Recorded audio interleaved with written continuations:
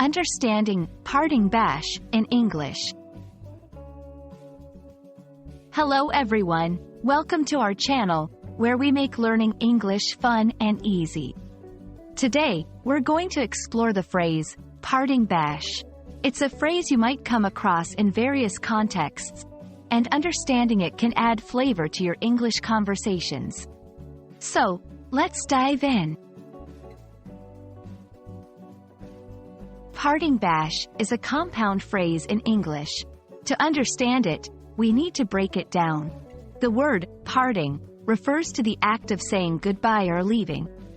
On the other hand, bash is a slang term for a party or a celebration. When combined, parting bash refers to a farewell party or a celebration held to say goodbye to someone. It's often used when someone is leaving a place, a job, or moving away. Let's see how parting bash is used in sentences.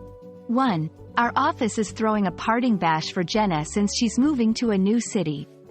2. I can't believe you're leaving. We definitely need to have a parting bash before you go.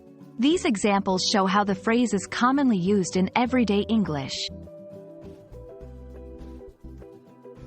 In many English-speaking cultures, a parting bash is a way of showing affection and good wishes to someone who is leaving.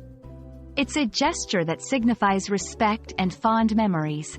These events can range from small, intimate gatherings to large, extravagant parties, depending on the relationship and the context. So, there you have it. Now you know all about the phrase, parting bash.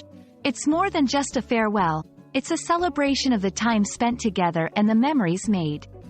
We hope this video has been informative and adds a new phrase to your English vocabulary. Don't forget to like, share, and subscribe for more engaging English lessons. Happy learning, and see you in our next video.